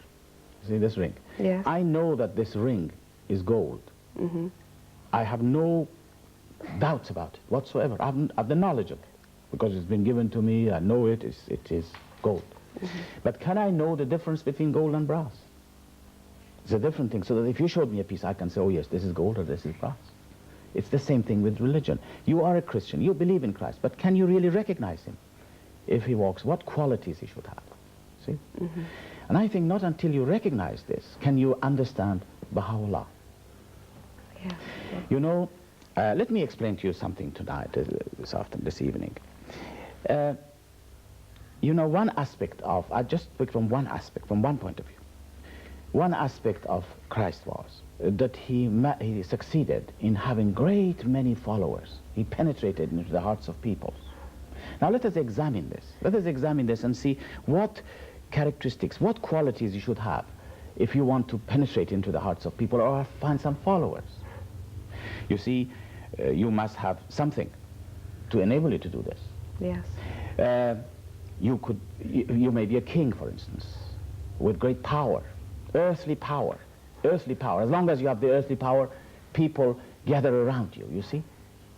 You are a leader and they are your followers. And of course, as long as the power is there, they are after you. They are following you. Yes. Or you could have a lot of money you can give to the people. People can follow you. Or you could have a great social prestige in the community. That people can, because of your social prestige, people will follow you. Or in some cases, you could be appealing to the lower nature of man. This is very common these days. Let us go and rob. Let's go and confiscate. Let us have a revolution. You see, this is what's happening all the time. Yes. These are some, or you could in fact be a religious leader. But there's a condition there. A religious leader, as long as you teach what the people already believe in. If you teach them something that they don't believe, you're no longer a leader, you see? Yes. So these are some of the ways in which a person can become a leader and find followers. I'm just giving you some examples of this, very briefly. Now, what did Christ have? Let us examine him. Did he have earthly power so that people could be following him because of his earthly power? On the contrary, you know, they put a crown of thorn on his head to humiliate him. Did he have money to give to the people so that they can follow him? He didn't. Did he have a social prestige? Not at all, if you look at history. Was he appealing to the lower nature of man? No. On the contrary, he was appealing to great heights of morality and so forth. Was he a religious leader in the sense that he was teaching the Jewish faith? He wasn't. You see, he in fact broke the laws of Moses. So what was in the word of that person which enabled his message to pass for centuries and penetrate into the hearts of millions of peoples that even after 2,000 years you can take it out? Now we say this is the power of God. This is the way you can recognize him. You know, how many people do you need to, let me give you this example. How many people do you need to build a building? Say you employ 100 people to build a building, okay? One person can destroy it. What about one person can destroy it? You employ 100 people, one person can destroy it. What about one person who builds and thousands are trying to destroy it, and yet that builder succeeds in building his building? This is Christ. When he appeared, all the leaders, religious and country, they all rose up against him. You see? You've given me a much clearer understanding of Christ tonight. Imagine I came along to hear about your faith, and you've given me a clear understanding of my own religion. I would really like to know more about your religion. You see, we believe that Baha'u'llah is really the return of Christ in this age. And not until you are able to recognize the reality of Christ, you know, and be able to really understand the authenticity of his message, you will never be able to recognize Baha'u'llah. There are many aspects of the faith that we can talk about, aspect of Christianity that we can talk about, so that your understanding of Christ becomes deeper and deeper before you understand Baha'u'llah. Now, do you know what I would like to do tonight? I would like to read for you a passage from the writings of Baha'u'llah. I think that's a good one to do tonight, in which Baha'u'llah glorifies the station of Christ. Let me see if I can find it for you. Yeah. Here it is. Baha'u'llah says about Christ, he says, "Know thou that when the Son of Man yielded up his breath to God, the whole of creation wept with a great weeping." In this sketch also, you notice the children arrive. Now, the other part of this sketch, which is important, is that the Baha'i teacher does not straight away go on and talk about Baha'u'llah to this person. Instead, he talks about Christ. This is a very important aspect of our teaching. In fact, it's like teaching any art or profession. You cannot immediately teach somebody. For instance, if somebody comes along and asks me to teach him electricity, I say, first you must learn mathematics and physics, and then he can understand about electricity. It's the same thing here. You cannot immediately involve a person in teaching him Baha'u'llah and the teachings of the faith. This is the example that Baha'u'llah has given us in the Kitab-i-Iqan. You know, when the uncle of the Bab, the great uncle of the Bab, asked a question from him as how could he recognize the authenticity of the message of the Bab, Baha'u'llah did not immediately begin the Kitab-i-Iqan with telling him all about the Bab at first. He knew that this person is not really, has not really recognized the truth and the reality of his own religion. And therefore, he wants to build a foundation for him first. He builds a foundation, he begins to talk about Moses, about Christ, about Adam, about Noah, and when all the foundation is made, then at the end of it, he speaks a few pages about the Bab. Now this is, I feel, the best example of teaching people. I think this Kitab-i-Iqan is very important, the study of the Kitab-i-Iqan for people who want to teach the faith. It's a very important book. The other book which is important is the Some Answered Questions. And the other one, the third one, which I would recommend, is the study of the Advent of Divine Justice. And now in that book, Shoghi Effendi has described all the steps that we must take in order to be successful in teaching, both public and personal. And at the end of it, as I said, he has given those marvelous passages which will stir up the soul. These books, I feel, are very important.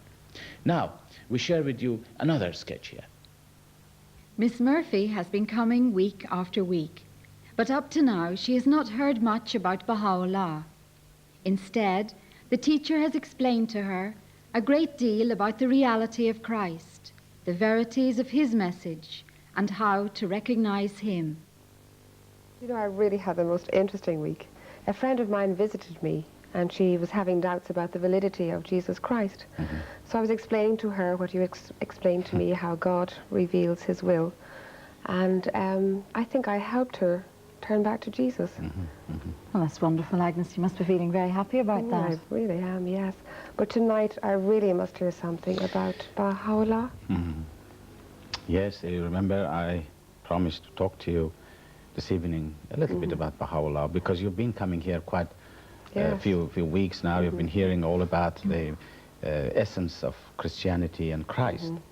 You see, really, there is no difference between Christ and Baha'u'llah in one sense, that you will find it's the same reality which has manifested again himself in this age. And this is why Christ said he will return again, you see. It means that his qualities and his powers will return again. But when you look at the life of Baha'u'llah, you will find that his life is very much like the life of Christ. You know, Christ said that when he comes, you remember we talked about it, he comes as a thief in the night. It means that he comes in a way that nobody knows. The thief comes to your home tonight, and then you will hear about it the next day. He is gone. This is what's happened, really. This is what's happened today. The coming of Baha'u'llah is really similar to the coming of Christ 2,000 years ago. You know, Christ appeared amongst the Jews 2,000 years ago. Now, he was a Jew originally, but you know, he declared himself to be a manifestation of God. Baha'u'llah happens to have come from a Muslim background. He was a Muslim, and he claimed to be the mouthpiece of God for this age, similar to what Christ did. And he went through the same sufferings and persecutions as Christ did. You know, his forerunner was publicly executed in the same circumstances as Christ was. And Baha'u'llah himself was put in prison for a very long time, practically throughout his whole ministry, which lasted for 40 years. He was in banishment, exile, and imprisonment.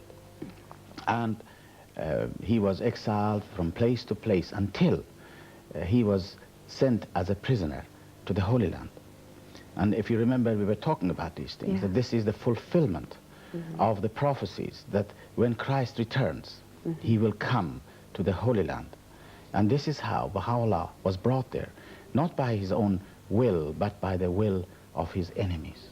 And these enemies were very strong enemies. They were the two despotic monarchs of the time. The Shah of Persia and the Sultan of Turkey, hand in hand, wanted to destroy this faith, destroy him.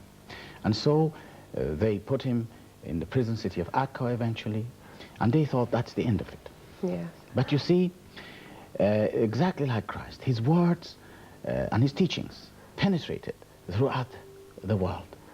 His teachings today are all the spirit of the age. Everything that he has brought has become the spirit of the age.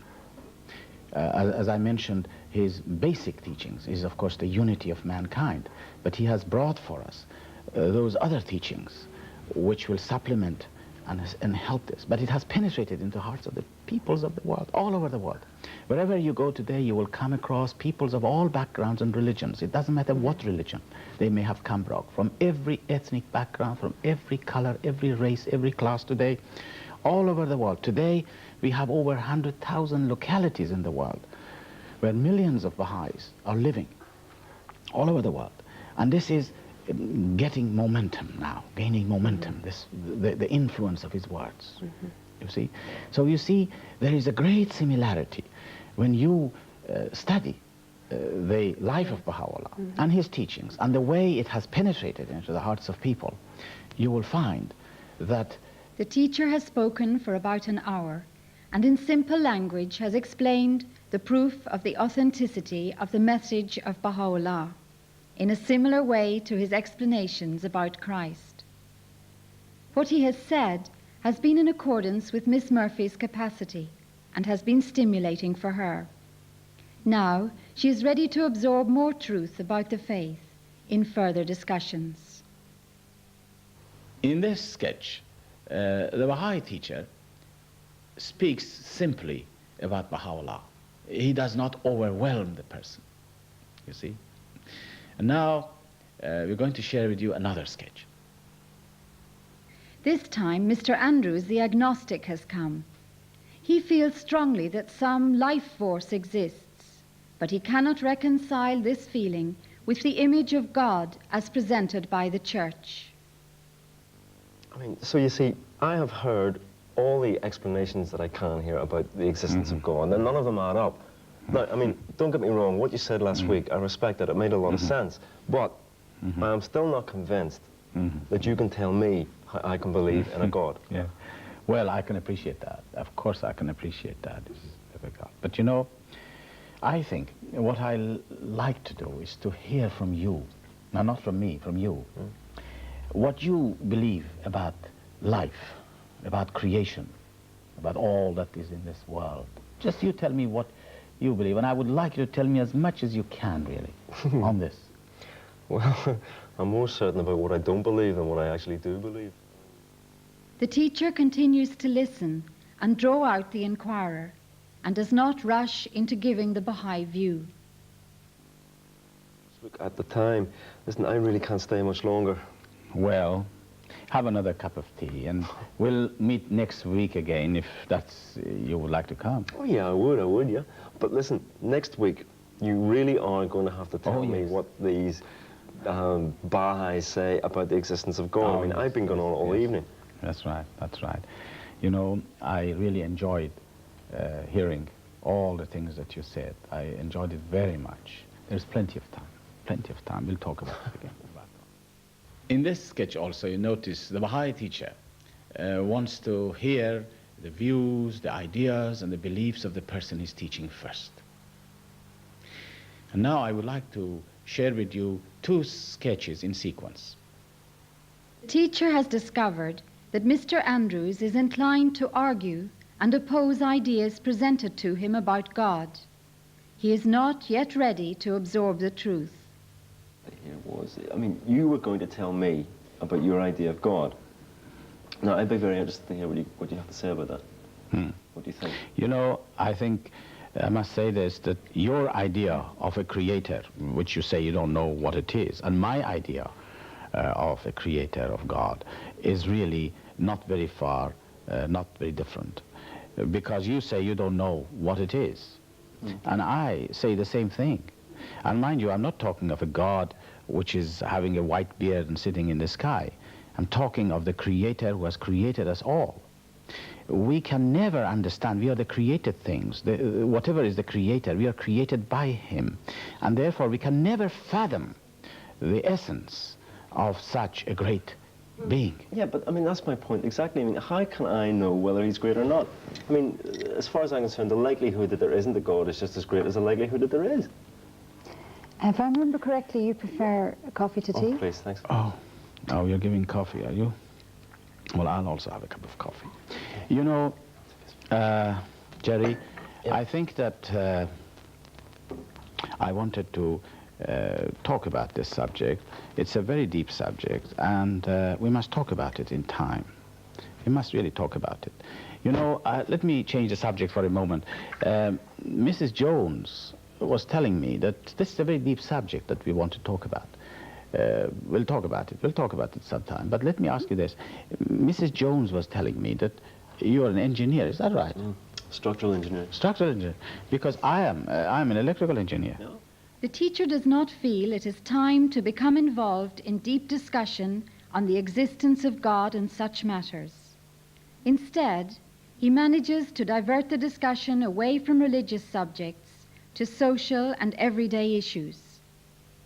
Towards the end of the evening, the foundations of trust and friendship exist, and the teacher issues an invitation. Listen, Jerry, you work in town, aren't you? Yeah.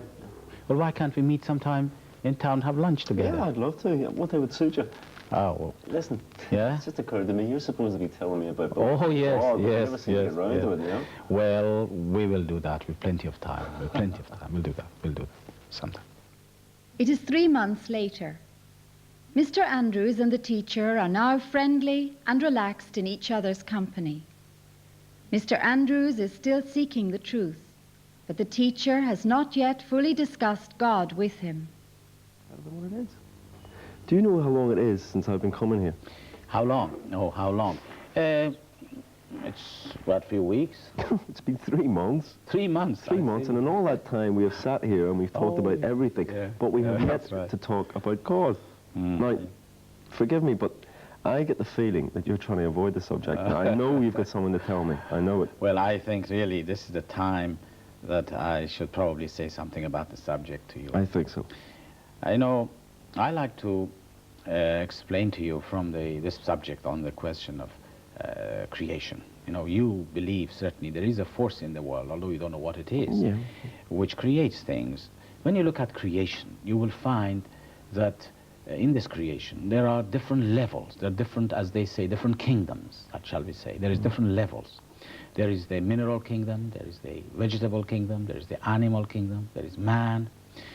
And always the lower kingdom is under the domination of a higher kingdom. For instance, the vegetable rules over the mineral. It drives its roots down and take all the substance out of the soil. The animal subsides really on the vegetable. It rules over it.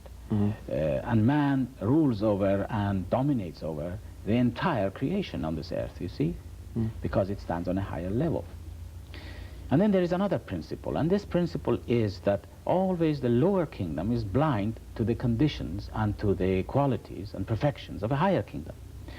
For instance, you look at the, you have a vegetable here and an animal, an intelligent animal standing beside it, and a man, 3 of them standing side by side, breathing the same air, receiving the same rays of the sun, taking the same food, the same water as they drink.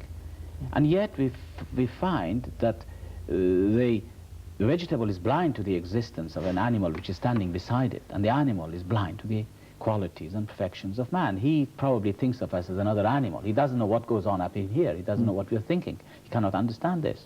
So you see, what we say here is this, that creation on this earth does not end up in these levels. There is yet another level above man, to which we are blind. Now I'm referring here to the founders of great religions, like Christ, like Moses, like Krishna, like Buddha, and today Baha'u'llah. We say that they stand above creation, above us, above humanity, and therefore we are unable to understand their powers and their qualities, although we look at them and we see them as another human being, in the same way that when the animal looks at us, he finds us as another, he thinks as another animal. We look at these founders of religion in this light. But when you look at it, and when you look at history, you will find that these founders of great religion must have dwelt on a different kingdom, because they have been able to penetrate into the hearts of peoples for thousands of years. This is an enormous power. And it is this, through their words, through their wisdom, through their way of life, and through their guidance, that we are led to believe. It is only through their words. We are led to believe that there is a living God who creates everything. You see now? Yeah, I see what you're saying. It makes sense, but the problem I have is, I mean, how can I believe things that founders of religion say, like stars will fall from the heavens, and that when Christ returns again, everybody on the earth will be able to see him? I mean, what sort of views do you have on this? I know, this is a very good point. You know, all these points that you see or you read in the holy books of the past, and you cannot understand them, you sure they have a meaning. You cannot take them literally. I'll give you an example of this. Some few years ago, my eldest son asked me a question when he was a child. He said, what happens when you touch the switch? The light lights up there.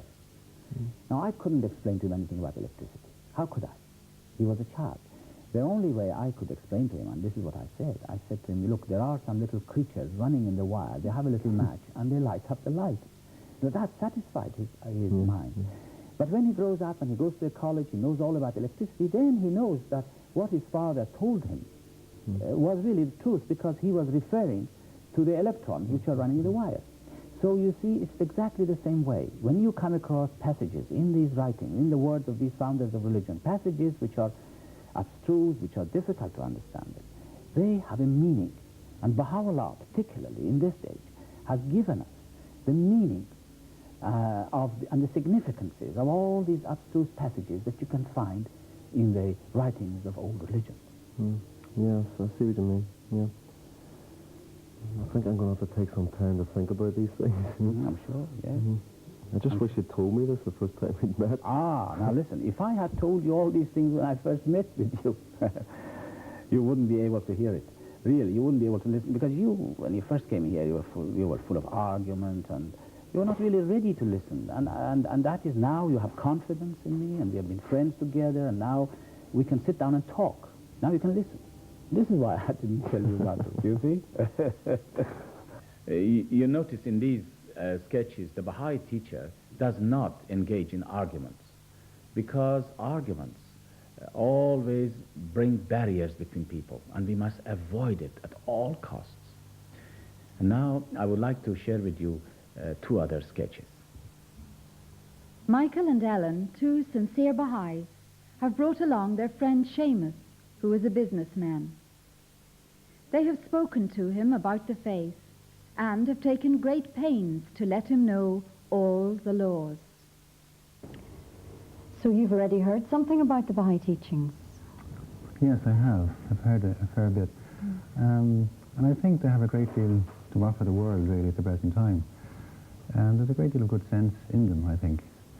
But I must confess, I'm not fully convinced on certain points, and some things I just really don't agree with, to be frank. Oh? What are they? Well, there's a rather long list of do's and don'ts, which seems a little out of place, really, in this day and age. Alcohol is a good example. No, I take a little drink now and then. It's a social drink, nothing to excess, and I know when to stop. But there's a problem here, I understand, if I'm to be Baha'i, for example. Yes, we have explained to Seamus that it's essential to give up drink if you want to be a Baha'i. Yes, we've also explained to him about the obligatory prayers and all of the other laws and all of these things. Well, this is the problem, you see. There's so many things like this. And it seems to me, you know, in the 20th century, or in the modern age, to kind of be bound by these regulations and so forth seems unnecessary. You know, this question of alcohol can be resolved. Really, it can be resolved. You are putting the horse before the cart, as they say. I mean the cart before the horse, you see? It can be resolved. Well, that's, yes. I'm very glad to hear that, because there's a great deal I do like in what I've heard so far. It's very interesting indeed. I'd like to make a telephone call now, if I may. By all means, go ahead. It is a law of the Baha'i faith, Adib, that we don't drink alcohol, isn't it? That's right, that's right. And you said to Seamus about the fact that all these things can be resolved. I mean, surely he should be very clear about these things from the very beginning. Yes, I know. But you see, Seamus, is that what his name is? Seamus. Right. Seamus is not Baha'i. He's just investigating the faith. And if I were going tonight to talk to him about all the harms that drink will do to him, we would have a dialogue which could last for an hour. And anything I would say, he would refute it. So you see, but when if he becomes a Baha'i, there is no problem. He will not drink, and this matter will be resolved. I see we were putting a burden on him before he was able to take it, weren't we? You were, that's right. Seamus has returned.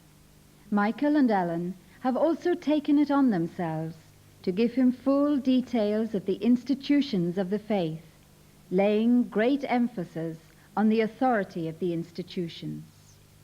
This business of the authority of Baha'i institutions, this is something I cannot really accept fully at all. I mean, I ask myself, why should I submit to a decision that has been made by 9 unqualified people in a committee? You see, the authority of any institution depends on whether that institution is a true institution, is true source or not.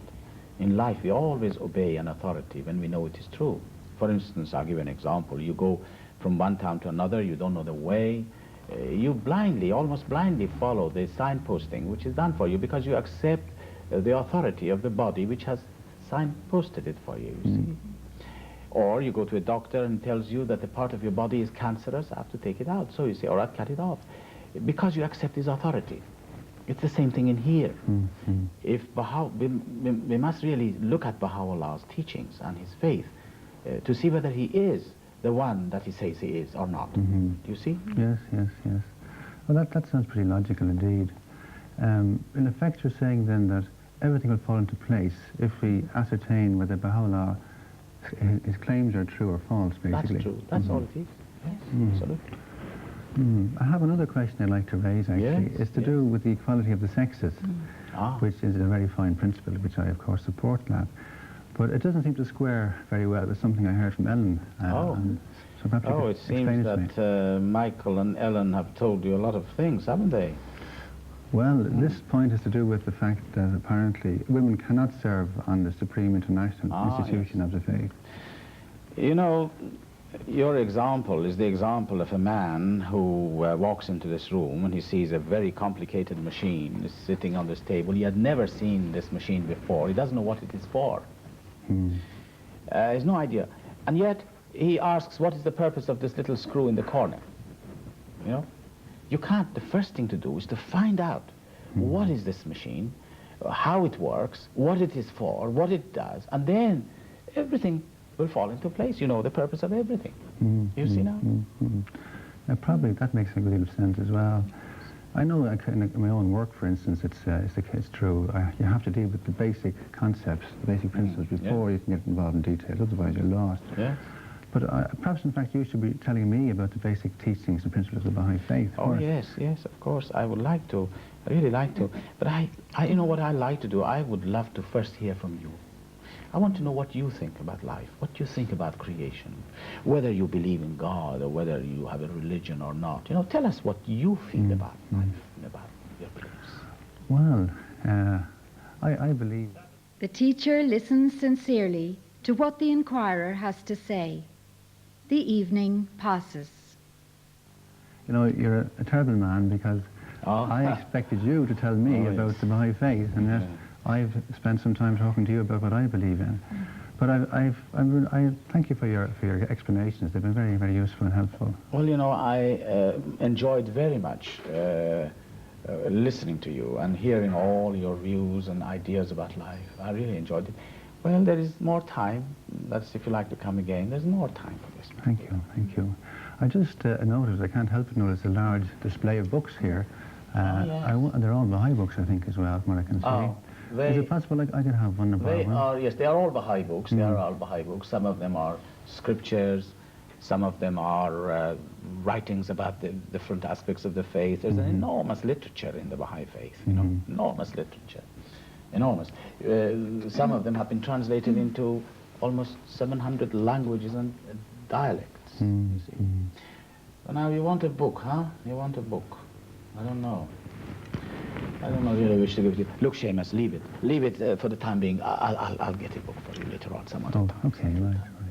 You notice in these sketches, the Baha'i teacher does not answer the questions directly sometimes. And this is very important because often people who first hear of the faith and they ask some questions, they are not yet ready and able to understand it fully. And this is where the Baha'i teacher has to find a way to answer them for the time being, until later on he can gradually explain to them those questions that they are asking. Another aspect of this sketch was that you notice at the end, the inquirer wanted to have a book about the faith, and the Baha'i teacher decided not to give him a Baha'i book here because he knew that this person is not going to be helped by reading a Baha'i book. Rather, one should talk to him first. And now I want to introduce you to another sketch. Mrs. Gumley is one of the teachers from school. And we've been talking quite a lot together about the faith, and she's actually been reading about some of the teachings. Oh, that's very interesting. Indeed, I found the teachings very interesting indeed. But you know, I'm a great believer in reincarnation. Oh, yes. And I feel strongly that when we die, we come back to this world in another form, you know. Well, many people today believe in this idea, but I can tell you that the Baha'i teachings shed a great deal of light on this subject. Yes. Well, I would like to find out more about the Baha'i faith, but this concept of reincarnation is very important to me. You could probably say it's my most unshakable belief. Oh, yes. And, you know, so therefore, you know, I would have to really have that proved to me and so on, because if I didn't, you know, well... Baha'i teacher knows that if he talks about reincarnation, he could spend the whole night discussing its pros and cons. This could even result in bitter dialogue. So he steers tactfully away from the subject and leaves its discussion for a future time. You see, many people who come into the faith come from different backgrounds. There are some people who have a religion, some people who have no religion. They have all kinds of ideologies when they come into the faith. And you certainly may believe in your reincarnation. There's no problem. You believe in reincarnation. But you know, Baha'u'llah has made a claim that he is the return of Christ today, of this age. And you may have read in the Baha'i writings that he says that he is the manifestation of God for this age. This is much more important issue than reincarnation. As I said, you can believe in reincarnation. But if really Baha'u'llah is true, is he the one he says he is, then it's very important for us to investigate. You see, we Baha'is believe that the spirit, the reality of all the manifestations of God return here. For instance, the reality of Christ has returned today in Baha'u'llah. You see, the reality comes back, the essence. So this in itself is a kind of reincarnation. Well, if you like to call it that way, you see, it is like this. It's like this. You see this flower here. This flower here is exactly like the flower of last year. It has the same qualities, the same perfections, the same perfume, the same shape, the same color, but it is not the same flower. So the reality of Baha'u'llah is the same as the reality of Christ. But Christ is not Baha'u'llah, and Baha'u'llah is not Christ, you see. Mrs. Gumley comes regularly, week after week, and hears a great deal about Baha'u'llah. At some point, the Baha'i teacher talks to her about the soul and its immortality and the spiritual worlds of God. Then he explains to her the Baha'i view of reincarnation. You noticed in this sketch, the Baha'i teacher did not rush into giving the views of a Baha'i in regard to reincarnation and tried to correct the views of the person.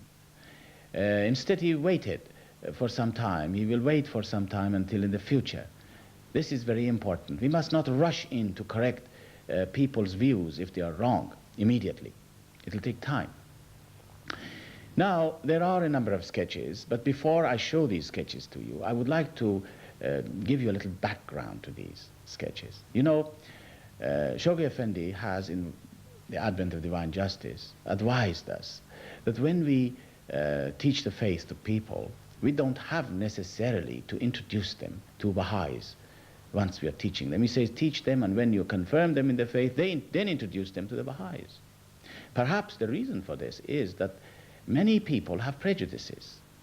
You know, and prejudices are of different kinds of prejudices: racial prejudice, national prejudices, class prejudices. There are all kinds of prejudices. And people who are not Baha'is, they have these prejudices. And we have to be very careful not to create a test for these people when they want to hear about the faith by introducing them to those conditions which could increase their prejudices rather than decrease it. Now, the example, for example, that in these sketches we are giving, is the example of race prejudice. Now here is the example of a person who has great racial prejudices. And the Baha'i teacher subjects him unnecessarily to meeting with subjects him to unnecessary tests, really. He introduces him prematurely to some Baha'is of a different race from him, and this puts him off. Now, I think this is just an example to show how prejudices could become a great barrier in teaching the faith.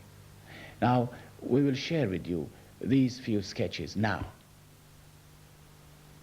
Mr. Bill Fitzgerald, a business friend of a Baha'i couple, has shown some interest in the faith, and they have invited him to their home for discussion on its teachings. The thing that really amazes me is that yesterday we had a lunch. Now, I'm not into business lunches as a rule, but I'm very concerned about the world and what's going on with it. And yesterday, Adam made a statement at lunch. I was talking about some of the problems the world is going through, and Adam said that he knows about a religion which takes into consideration science, economics, education, peace, and all these things. I'm not a doubting Thomas, but I don't believe that a religion covers these subjects. Well, I'll tell you, the religion, the Baha'i faith, and Donna and I have been Baha'is for many, many years now. That's right. It's just like a diamond, you know, it reflects light in so many different ways, and it really does cover the problems of the world. The discussions last for about an hour. Mr. Fitzgerald has shown interest in further investigation of the faith. Mr. Fitzgerald has been coming regularly to learn more about the faith, but he is full of racial prejudice.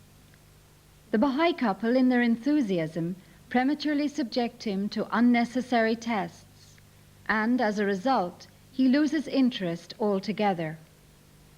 But you know what? When I figured that I've been coming here for 3 months, 3 months now, and I love it all, it seems fine, but I've still got a lot of problems, and I know this, and I can't for the life of me figure out why you have to believe in God or the founder, Baha'u'llah, to become a Baha'i. That's actually a problem that I sort of felt at the beginning as well. However, I do intend to come every week, and I will look into it, but there are several things that still remain unanswered as far as I'm concerned. Well, you know what I thought of the other night? What? There must be more Baha'is than you folks here. When am I going to meet them? I'm glad you brought it up, because as a matter of fact, I've invited the community to come and meet with us this evening. Right. That's You'll great. love them, Yeah, Bill. great. As a They're matter of super. fact. They should be coming, Yes, well, just 8 let me o'clock go and for- have a look and make sure the door is open. Oh, that's great. Bill, I'd like you to meet Barbara and David Johnson. Well, hello. Very nice. Bill Fitzgerald. Bill Fitzgerald. John, how are you? This is John. Bill. Hello, Edward. How are you? Nice to see you. Bill, this is Edward. Jack, how are you? Good to meet you. Good to meet you. Hello, Alan. I haven't seen you in a long time. Come on in. Come on in. This is Bill Fitzgerald. Chantal. Hello. Hello. Chantal, I'd like you to meet Bill. Bill, this is Chantal. Hello. Chantal, come on, please come in this way. Have a seat. We'll make some coffee. Come on, in. Let's sit down. Well, listen, you know, it's late. It's very late. And, you know, I'll see you later. Really? Are you going to come again next week? It's at the same time. Well, I'll be in touch. Oh, Bill. In this sketch, the Baha'i couple, in their wisdom, act differently. But you know what? When I figured that I've been coming here for 3 months, 3 months now, and I love it all, it seems fine, but I've still got a lot of problems, and I know this. And I can't for the life of me figure out why you have to believe in God or the founder, Baha'u'llah, to become a Baha'i. That's actually a problem that I sort of felt at the beginning as well. However, I do intend to come every week, and I will look into it, but there are several things that still remain unanswered as far as I'm concerned. Well, you know what I thought of the other night? What? There must be more Baha'is than you folks. Yes, that's, it'd be really nice, I think, to have the Baha'is come together and have you meet them, but, you know, I think let's just you know, wait a little while and we can arrange an evening when we all get together. At last, after a long time, Mr. Fitzgerald has recognized the truth of the faith and has lost all his prejudices. Bill, I was really, really excited to get the phone call at the office this afternoon from you to tell me that you wanted to be a Baha'i. I mean, it's absolutely tremendous news. I don't think I've ever been happier in my whole life. Wonderful. Congratulations, Bill. Yes. I thank the both of you for telling me about Baha'u'llah. I just wish I'd heard about it years ago. The faith is terrific. Well, it certainly is terrific. And we've got a whole group of people coming over tonight that feel exactly the same way, our Baha'i community. I mean, they're dying to meet you. I've been telling them all about you. That's great. I'm dying to meet them. You'll love them, Bill. They're Well, as a matter of super fact, I people, think really. that's the bell. Just excuse me. Bill Fitzgerald? Oh, hello. Nice to see you again. Nice to see you. Barbara and David, you know, don't you? We met before, yes, at the meeting the other time. Jack. Hello, Jack. I'm Bill Fitzgerald. Welcome. It's good to see you. Hello, Alan. How are you? Good to see you. Nice to see you again. Hello. Edward, How are you? I'm Bill Fitzgerald. Good to see you Good again. to see you. You're Edward? Yes, I am. I'm Bill Fitzgerald. Great to see you. It's wonderful Have a to be seat. Come on, here. sit down.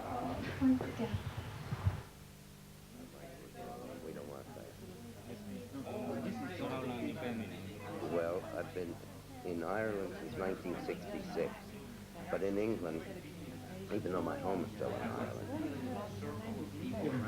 Ireland. Friend, you know what I'd love you all to know? Adam, you were very, very wise in the way you taught me the faith. Now, I hate to admit this, but for a long time, I had terrible, terrible racial prejudice. And it wasn't until Adam was convinced that I had accepted Baha'u'llah that he brought you friends to meet me today. And until I accepted Baha'u'llah, I didn't know how bad prejudice was. And it's only Baha'u'llah that can change the hearts of people. Well, we have come to the end of this study class, and we have discussed various subjects. We have discussed the prerequisites for teachings. We have discussed the wisdom in teaching. We've shown some sketches, and I hope that these will be of some assistance to you all in your teaching activities, really.